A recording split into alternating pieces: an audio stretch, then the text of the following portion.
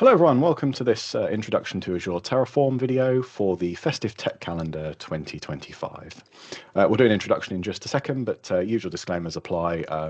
Our own views, we do make mistakes, that sort of stuff. So any doubts, please check the latest documentation.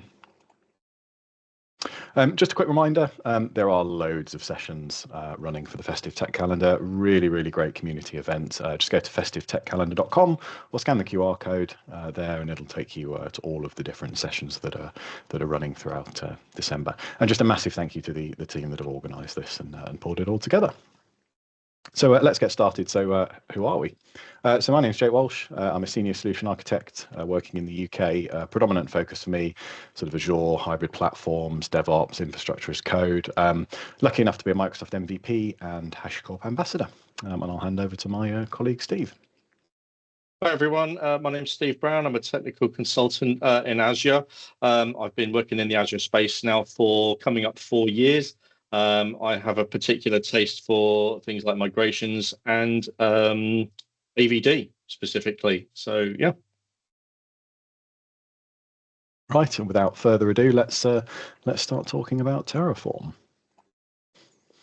Okay, over to you, Steve.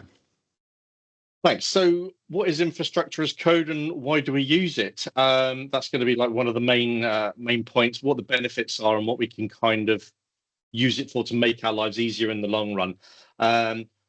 What is Terraform and how does that work into infrastructure as code? How Terraform works and why it's relevant, and yeah, getting started and how to start that journey. Yeah, so throughout this session, we'll cover off kind of these as the main goals. Hopefully, as well, we'll leave you all with some links to wider reading, further things you can try out, and really just see this as a bit of an infrastructure. Sorry, reading off the screen there. See this as a bit of an introduction to Terraform and an introduction to infrastructure as code, rather than kind of this one half an hour of Steve and I rambling is not going to give you everything you need, but what it will give you is that starter that you need to start on that journey. So what is infrastructure as code? So infrastructure as code is a method of managing and provisioning infrastructure via code. It is exactly what it says.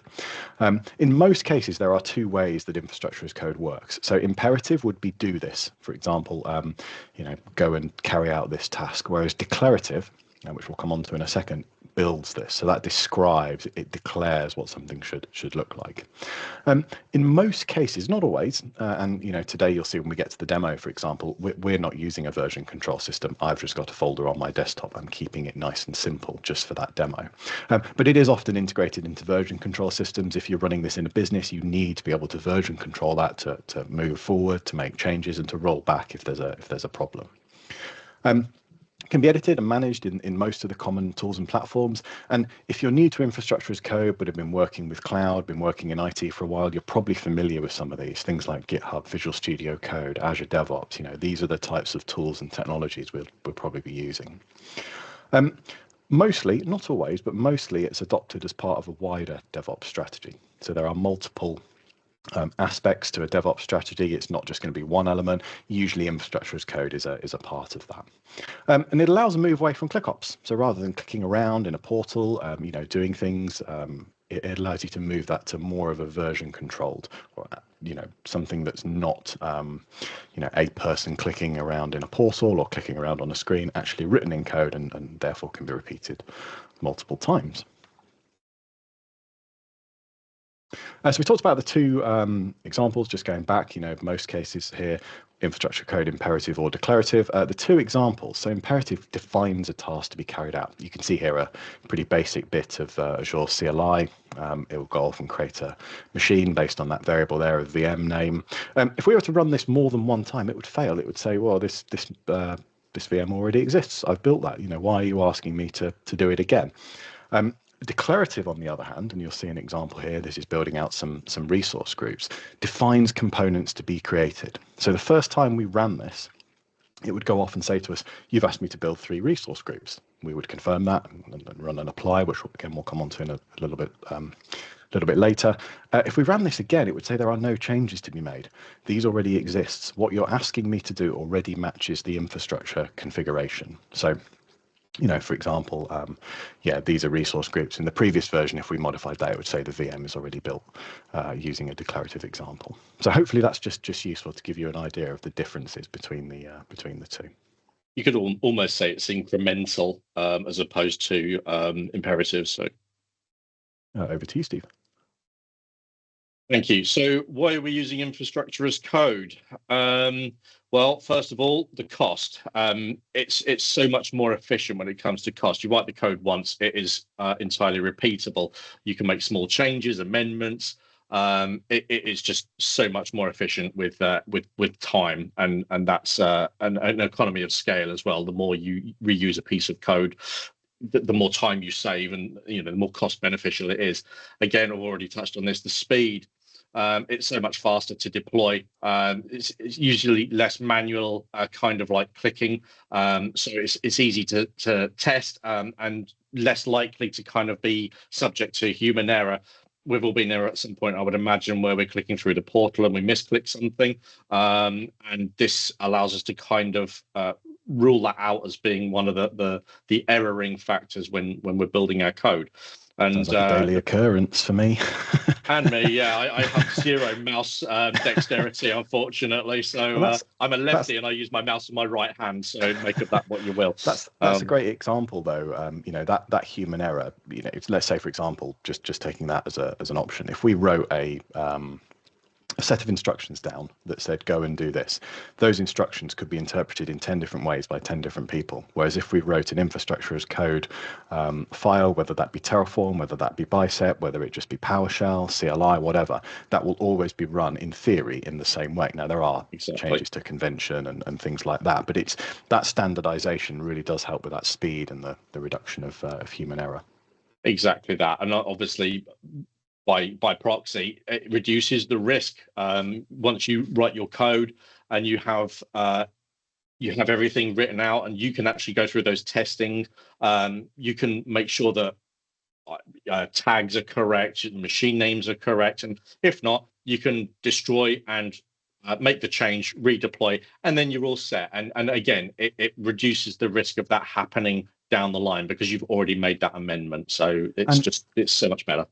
And also the ability to go off and, for example, test it. I want to reduce the risk, and I'm going to go and run this in a demo or test environment before I bring it through to production. So it takes you back to the speed, doesn't it? Again, if you want to build a test environment out, which we're going to be doing later on, you can roll out an entire demo lab in a fraction of the time compared to the time it would take to actually do it through ClickOps, and it's just so much more efficient. So yeah, and it's a bit of a running joke I have. So I have an Azure subscription where I'm granted some credit. One of the benefits given to me to test things as an MVP, and when I was first given that, I was kind of like, wow, I've got loads to test. And actually, using infrastructure as code, I struggle to use it because I build things just when I need them and then destroy them afterwards. So it's a really good way to have that cost efficiency as well.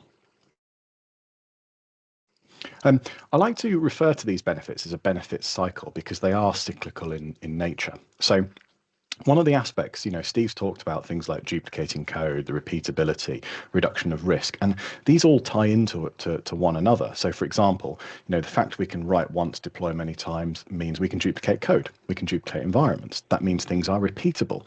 By virtue of them being repeatable quickly, we get a better speed of deployment. By the fact that we're deploying at speed with consistency, our risk comes down. With less risk, with increased speed, we get more consistency. All of these sort of intertwine, and it sort of snowballs from the aspect of the more you do this, the greater it gets. And as that kind of experience of infrastructure as code and the use of it increases, usually the levels of DevOps practices, principles, all of those conventions inside an organization increase. So, your first step into infrastructure as code might be, I'm just going to deploy our lab environment with it, and I'm going to do it from my machine locally. People can ask me, I'll spin it up and I'll spin it down. That's kind of a day one. A day two and day three might be, actually, we'll put this into a Git repository. We'll use version control. We'll put this into a pipeline, and it starts to sort of grow as you get more used to it, and that maturity journey continues. Again, I've kind of jumped ahead of myself here. It's almost like I've done this presentation before, but really, as your ISC maturity increases, again, those practices and principles increase. So you might start locally, you'd move to perhaps Azure DevOps repos, Git repos, using that version control. Then you might move to pipelines and you might start writing modules, all of that sort of stuff. And that's usually what this journey looks like. I say usually, not always, but that is usually and based on kind of our experience. So just worth calling out, other platforms are available. We're talking about Terraform today. There are lots of different options out there. A shamelessly grabbed Wikipedia screenshot and link there. Obviously, Microsoft have their own as well, which is Bicep, which a lot of people in the Azure ecosystem are using. But one of the things I would say, in a sort of a piece of really useful advice that was given to me, is try lots of them. Try different things out. Find what you like. Find what works for you. Find what works for your organization. Perhaps there's a specific thing you need to do that only certain certain platforms support. So just that testing, that kind of technical curiosity is really important, just to just to find out what works for you. And it's great for building your knowledge as well. Okay, over to you, Steve. Thanks. So basically, what is Terraform? So as we talked about earlier, very briefly, Terraform is infrastructure as code. It's a software tool that can interact with a wide range of platforms and environments using what we call providers. They can be used in both cloud and on-premise environments, so it's quite versatile in that sense. Can be used to combine on-premise and cloud, or cloud and cloud, for example. So the applications are really diverse in that sense. Terraform comes in three main varieties. We're going to be demoing Community Edition today because we're cheapskates, and and it's worth calling out that the the demos, the usage, all of that will be with the community option, so there's no cost to any of this as well. Just on the providers, so much easier to learn as well. So 100%, yeah, no risk of cost other than what you might spend in a cloud platform. It's worth just touching on those providers as well. So we've just used a kind of basic screenshot from the docs here, but that provider could talk to a number of different environments. So a lot of the work we're using the Azure provider, the Azure RM provider, which is a provider maintained by HashiCorp. But you might have a deployment that's running across multiple environments. It could be AWS, it could be VMware, it could be other environments. And what you can actually do using those providers is bring all of that together in one infrastructure as code deployment. So you might have something that goes off and does deployments across several different environments, and that's very powerful. One language, multiple environments, and that kind of moving to that way of thinking is really where the benefits really start to be realized. Again, so yeah, just touching on the three varieties. So Community Edition, just visit that link. But again, there's lots that you can do with that Community Edition, and a lot of the work I've done over the years has been using that edition as well. Lots of options with the cloud platform as well. So have a look at the pricing options. HashiCorp Cloud Platform is really good, really comprehensive, and allows you to have lots of benefits over and above community or self-managed and that sort of stuff. So again, worth checking out. Probably something check out once you've learned the basics, and then start having a look at that just to expand your knowledge. Again, pricing, so just for awareness, there are a number of different versions of pricing, essential, standard, and premium. Obviously, at the time we wrote these slides for the cloud platform. Again, have a look at the different elements you need. Have a look at the different level of service you require, particularly if you're taking this forward in a business, or enterprise environment. It's worth doing a bit of research just to look into that. Okay, so we can't talk about any cloud deployment until we've talked and thought about authentication. Typically, in my experience, authentication for Terraform falls into kind of two camps, and that's really about whether we're deploying into a demo, lab, test environment, or whether we're deploying into production. For demo and lab environments, and you'll see, my example today, when we get to the lab, I'm just going to authenticate at the CLI. It runs in my logged in user context.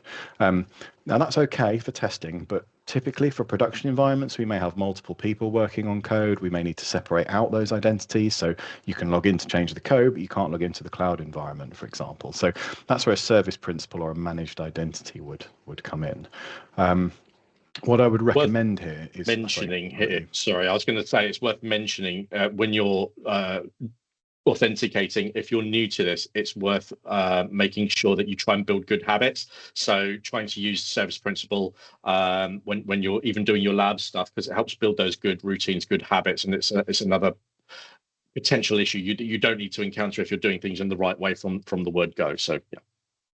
100%, and it's all about building those, building that good habits, building those good habits. Once you do that in your environment and you're ready to take it into production, becomes a much easier step to take. What's also worth mentioning, so this is just a screenshot of the Azure RM provider.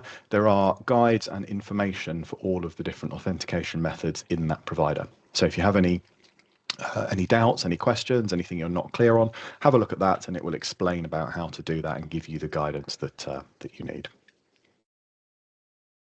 So we touched briefly on providers earlier, and it's worth just noting that before we can actually run Terraform, before we can run and do any deployment, we need to add a provider to our code. So providers are effectively plugins for Terraform. They allow Terraform, they give Terraform the ability to interact with an external API. There's a big library of providers. There are official providers, there are unofficial providers you can look at. There's lots of different options. I have only really worked with the providers that HashiCorp provide via the registry, which we'll show you a screenshot of in a second. But providers enable communication with platforms or services outside of Terraform. So think of that as enabling Terraform to go off and communicate with another platform. For example, for Azure, and you'll see when we get to our demo, we use the Azure RM provider, the Azure RM provider, to allow Terraform to actually go off and interact with Azure. So that's what brings in all of those features that we need. So before we can do any of that, we need to add that provider to Terraform. So you see here, Terraform over here on the left, we have our code written. We bring that provider in, it talks to the target API, in this case, Microsoft Azure, and that allows us to go off and build Azure resources and interact with the Azure platform. So really important concept within Terraform. To give you a practical example of that, let's say I'd gone off and built a nice deployment. I had a pipeline. It was going off and building me some stuff in Azure. If I then wanted to bring AWS in, I would need to add the AWS provider and start then defining the resources and infrastructure that I need. Yeah, so you'll see here, this is the Azure provider, the Azure RM provider. If you want to use the provider, you just click on that use provider button in the top right, and it gives you the code that you require. Again, we'll show some of this when we come to the demo. It sounds like an awful lot to remember, but when you start building out these good habits, again, it will almost become muscle memory in some senses. So, and creating the provider is so easy to do. It's you'll pretty much have that down. Lesson one. So. And you can see here we've got an example of a provider.tf file. So this is the Azure provider. You can see HashiCorp Azure RM, the version I'm using 4.18.0. Just checking against the most recent. Yep, fairly old screenshot because the latest is 4.54.0. So you can see my slides are a little bit out of date. And you'll see there are some configuration options at the bottom. So here we've just got a subscription ID which tells Terraform the default subscription that it should be using. So again, as you get more into this, you'll start seeing it in more detail, and it will become more common, in your usage, and you'll get more comfortable as a result. So lots of other providers available that I've talked about. You can see here I've just taken a screenshot of lots of different ones. Again, this is updated fairly regularly, so do have a look if there's anything you require. Another provider I quite regularly use is the random provider. Again, another provider from HashiCorp that actually allows you to do randomization for naming, for numbers, for that sort of stuff. And I've used that previously to do things like generate random passwords, to generate random IDs for things, so that I could share a code example and 10 different people could go off and do the deployment 10 times, and they would all get different naming. So that's really useful for things that do need the unique naming. Think of key vaults, for example, where we need unique names across the whole platform. So lots of providers that add lots of different functionality, and well worth spending some time just checking that out to understand it. Again, another screenshot here just of the AWS provider, just for context, just to show you there are lots of different options out there. So the process is going to come down to pretty much 3 steps here. So Terraform code is typically arranged across different Terraform files. They're all named mostly just TF files because they have the terraform.tf extension. These files define the infrastructure and its configuration or changes that we want Terraform to apply. And it's worth mentioning, you could give an objective, like a goal to 10 different people who understand Terraform and can write it, and that you will get 10 different ways of getting that code back. There's no right or wrong way. It's all about what makes logical sense to you. And obviously, if you work as a team, obviously making sure that you're kind of sticking to the baseline standard for your team. So at the time of running Terraform, these files, these TF files, are analyzed by Terraform, and they're turned into an execution plan so that it can apply the changes. Next slide. There we go. So the Terraform stages, there's 4 here. So there's Terraform init, which is initiate.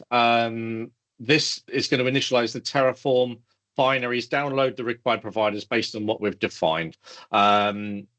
It's as simple as that, really. The next one is going to be Terraform plan.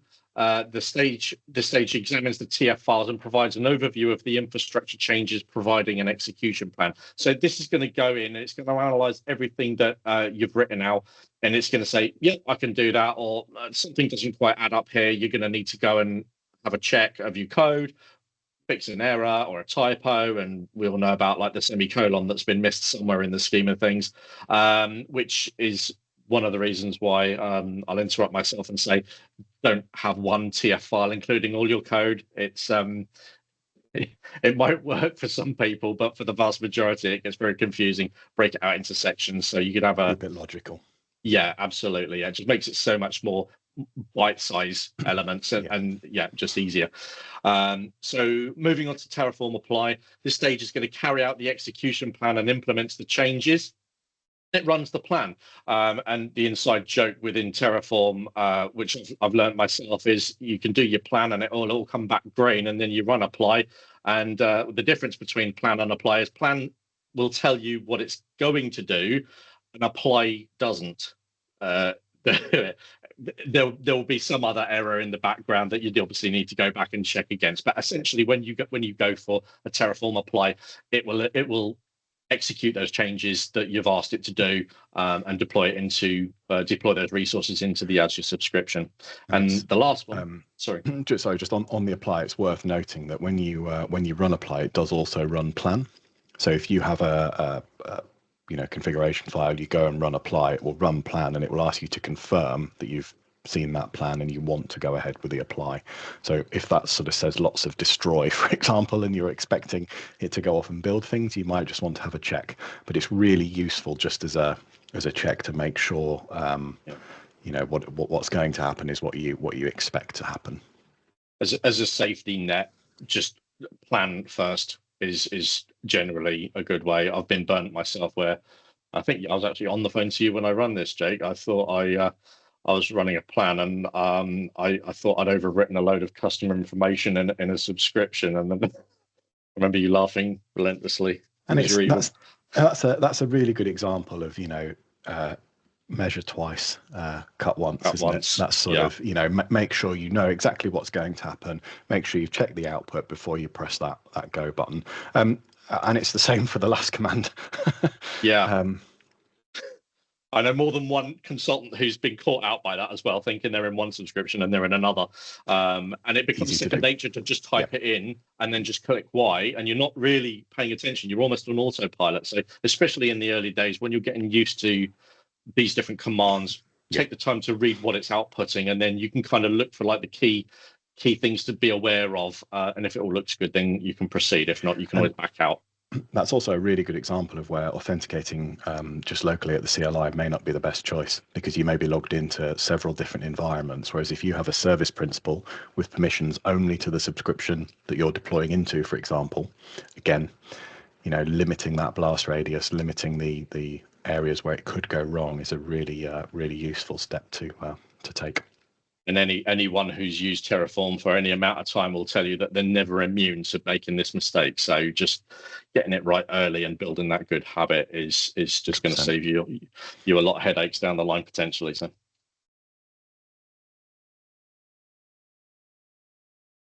Okay, next slide. So we can't talk about Terraform without talking about the state file. So think of the state file as Terraform's kind of working configuration. So Terraform needs to store information about your infrastructure. It needs to know what that looks like, and it uses that so it can work out changes that need to be made. So it stores that information in something known as the state file. So it can work out any changes based on the code, configuration changes, and so on and so forth. That state file can be stored locally, it can be stored remotely, and that really depends on the deployment type and the needs of the project. When we're learning, testing, doing labs, development, local state file is absolutely fine. It will be locally on the device where Terraform is being run from. If you lose that state file, okay, it's just a lab or a test environment, not critical. When we're actually working on production environments, we typically use remote state. And by remote state, what we actually mean is putting that file somewhere that is resilient, somewhere that can be accessed by all of the people that may need to be working on that code.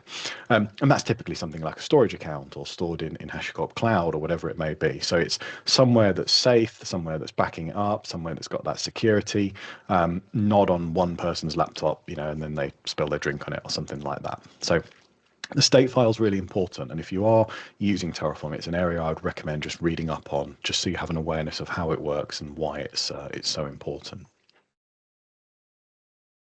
I always found personally that the state file, it was a little confusing to me to begin with. It's like I'm not really sure the purpose of this or what it does. I read an article a while back, and it said think of it as like the computer's way of memorizing your configurational layout, and then exactly that. It needs to know what's been done. So let's have a look at this visually. So this is a local example. So everything inside the orange box on the screen is being done on a single machine. And this is how our demo will run a little bit later on. So on that machine, you would modify code, perhaps you download a sample environment, and you save that into a local folder. Terraform would run locally on your device compared to a local state file, something that's stored probably in the same folder with your code, and it would go and build and change, update, destroy, whatever it may be, the infrastructure in whatever environment you want it to be in. So that's great for learning. It's all on one device. You don't need lots of different platforms. You can download Terraform, you can download VS Code. If you've got access to Azure, off you go. You're ready to do that. Keeps it nice and simple. Where that's not so good is moving that into production. So let's think about this from a business perspective. We've got multiple people. So here's perhaps a more real world example of how we may operate. So more than one person working on the code, multiple people making changes to that code. The code is probably stored somewhere like GitHub, somewhere like Azure DevOps, so it's saved into a repository. If one of those people leaves their laptop on the train or something like that, we don't lose our code. Terraform then runs probably somewhere like Azure DevOps, somewhere like GitHub Actions, for example, and compares the code to a state file. And in this case, I said that state file would be in Azure storage, so in a place where it's stored securely, can be accessed by Terraform and is not on somebody's device. And obviously then the infrastructure is created, updated, or destroyed. So that's a more real world example for people using this tooling in a business environment. And it's worth just calling out, those people might be in different places. They might be in different time zones. They might be working on different projects, different bits of the infrastructure. So this starts to scale. That might be multiple pipelines. It might be multiple state files. So it's worth, as you get to this kind of level, just reading up a little bit more and understanding how to scale Terraform as well. What you don't want is a huge global organization, for example, with one repo, one pipeline, and one state file. That's a lot to potentially go wrong. And it's like you wouldn't, for example, if you had a massive global Active Directory, you wouldn't run one domain controller. So think a bit about splitting that out just to make sure that people can access what they need to do what they need to. That principle of least privilege becomes really important as well. Okay, so let's have a think about a few key reasons. Over to you, Steve. So yeah, the reason for using Terraform for Azure deployments, well, as they're organized here in bullet points, the ability to create infrastructure easily, repeatably, and in different locations on different platforms in different regions. It's so diverse and versatile in that sense. It makes it a very powerful tool. Secondly, it's very, very efficient, and it allows for rapid development and testing. cost-effective and test environments, and this goes back to the benefit cycle. With the improved speed of deployment and testing, you become more cost-effective, and so on and so forth. So being able to create on demand, destroy once used, it just keeps becoming better and better and more faster and more efficient as every time you kind of go around that cycle. And fourthly, the scale up, down, in and out as required. Nice. Yeah. So also things like expansion. So you could use functions like count, and you could use a variable like maps. Count, for example, could be the number of VMs that it goes off to create, the number of objects, the number of networks. There's lots of different things that can be done there. What you tend to find is things like count and the variable method like maps allows you to do that scaling. So you might have a map variable that says UK South, and then later on you might also add UK West into that and deploy to multiple regions. Also that version controlling of infrastructure, so being able to roll infrastructure forward, back as you need, being able to reverse changes, that's really powerful and really really one of the key benefits of infrastructure as code. It allows you to work safely in a standardized way across distributed teams. So for example, let's say we have a number of people all across the globe. We actually can have people commit their code. It could then run a plan. That plan could be checked by somebody, and somebody else could then approve that as an apply. So there's lots of safety nets and checks that can be put in place to really sort of safeguard and control those changes to your infrastructure. And for people that need to deploy lots of write once, deploy lots of times, you might have an application that you deploy for your customers. You might go away and deploy hundreds of copies of that application, so you can write that once, deploy it multiple times, again in a standardized way. So lots of really useful benefits there. So installing Terraform is very straightforward. Recommendation is to use Chocolatey on Windows, so you can just do choco install Terraform. I'd also recommend the Azure CLI and VS Code just to get you started. Again, have a look at the guidance on the HashiCorp website there, very useful for that. But that will give you the basic elements that you need to get underway. Also use the VS Code plugin for things like IntelliSense, syntax validation, code navigation, formatting snippets, all of that sort of stuff. Again, very, very useful when you're learning, just to give you a bit of guidance and a bit of help as well. Right, so we'll see how badly things are going to go wrong for us now when we jump into a demo. So yeah, I will just switch over to the demo environment. Okay, so we're now in the demo part of the session, and I'm logged in here. As you can see, well, I'm not logged in. I've opened Visual Studio Code, and I've got my files for my Terraform environment open and ready to be worked on. We'll include links to these files in some of the URLs we share at the end, so don't worry about where you can get these. This is just a small demo environment I have. So I'm just going to take you through the files, explain what each of them is, and then I'll just show you a plan. We won't stand here and wait for the apply to finish, but I'll just talk you through what that would be and what that looks like. So we have a number of files you can see over here on the left with the extension .tf. What we're really interested in first is this provider.tf. So you'll see here I've defined two providers. One is the Azure RM provider. That's the provider that will allow me to interact with Microsoft Azure. The other is the random provider. That's because I'm generating a random password in some of the code here. So I need those two providers. For some providers, you have to give some configuration information, and the Azure RM provider is one of those. So I actually would need to put a subscription ID in here for this to go off and run successfully. So a few little things just to be aware of. We didn't touch on it in the session because it's kind of something that you would need to sort of learn as part of deploying your first environment. But actually, Terraform uses variables. So here you can see I've got a variables.tf file, which is defining all of the variables.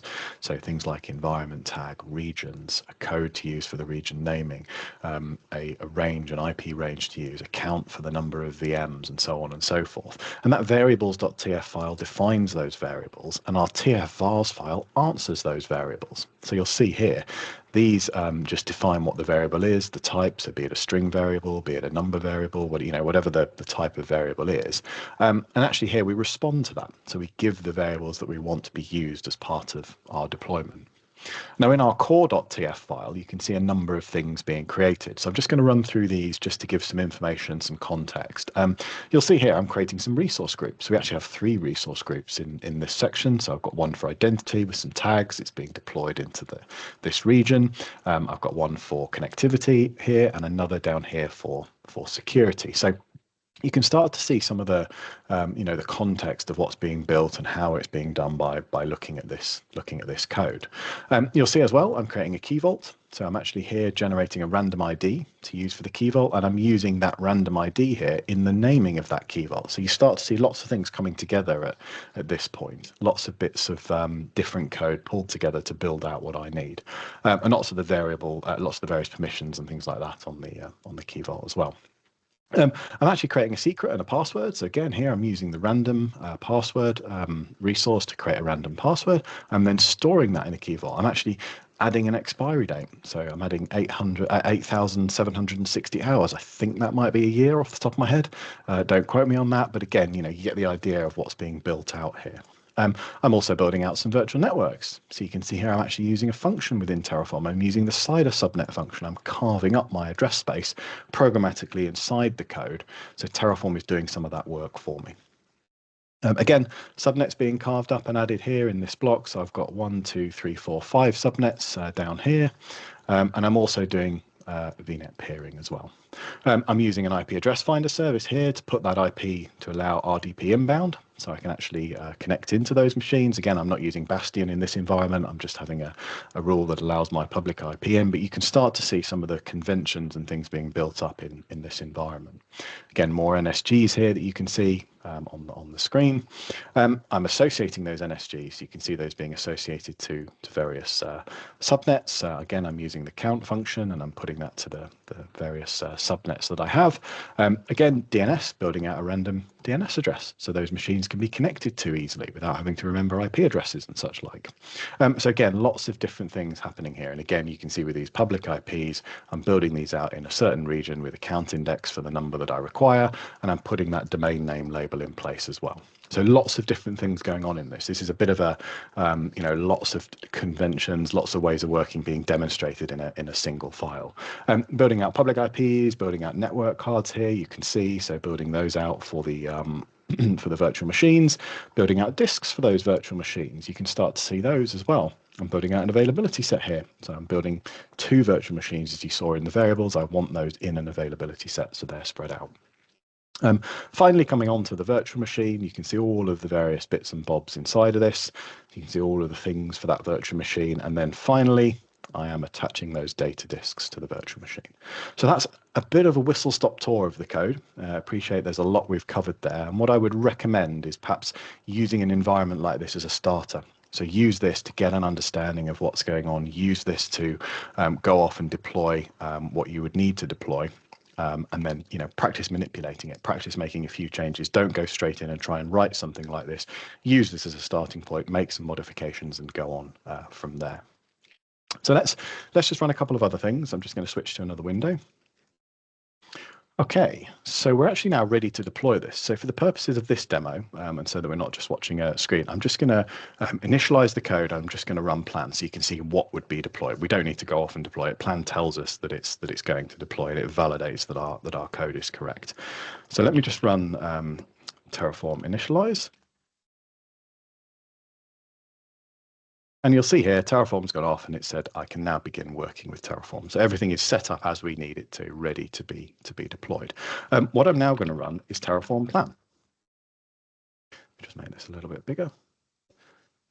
And what you'll see here is Terraform is going off and it's doing all of the items it needs ready to build out that execution plan. So this is Terraform working through all of those necessary items. Okay, so Terraform's finished doing that. That was pretty fast. Just have a quick scroll up just so you can see. So you can see here, it's actually saying all of the things it's going to create now. Anything with one of these green plus signs is something that's being created. So you can see there's a very large list of things, as we would expect, given this is the first time we've run this plan. So you'll see all of the resources I went through in that code. All of these are now ready to be created in our environment. So I won't scroll through all of these because we'll be here for ages. But you get the idea of this basically telling us exactly as it's going to do. As a final step, if we wanted to actually deploy this, we would run Terraform apply. It would rerun plan, and then it would ask us to confirm with a yes that we wanted this environment deployed. I won't run that because it takes about 15-20 minutes to deploy. We don't want to sort of stand and wait for that, but you get the idea of what's being done here. And what I would recommend is running this and testing it in your own environment just to give you an idea of how that would work. Once you've done that, you would then run Terraform destroy, or you would make changes and rerun apply to actually have those changes put into effect so you could see what was going on. So that's pretty much it for the demo. I just wanted to show you the code. The rest is really up to yourselves to go off and actually try working with some of that code, try working with some of the environments, making some changes, making some tweaks, rerunning apply, trying a destroy. All of that sort of stuff will help you get comfortable with Terraform. So I hope that was useful. We'll switch back to the slides now and continue. In a second, I'll provide a link to that environment, so if you'd like to do some testing, it's there and available. Yeah, I do hope that was useful. So I'll just leave this up on the screen, a few different resources. I won't go through all of these, but do have a look at some of these links if you'd like to learn more. And finally, just a thank you from us. Yeah, it's been a good session. I hope it's been useful. As always, usual disclaimers, please do check guidance, documentation. We're human beings, so occasionally get things wrong. But yeah, I hope this has been useful, and we'll see you again soon. Thanks.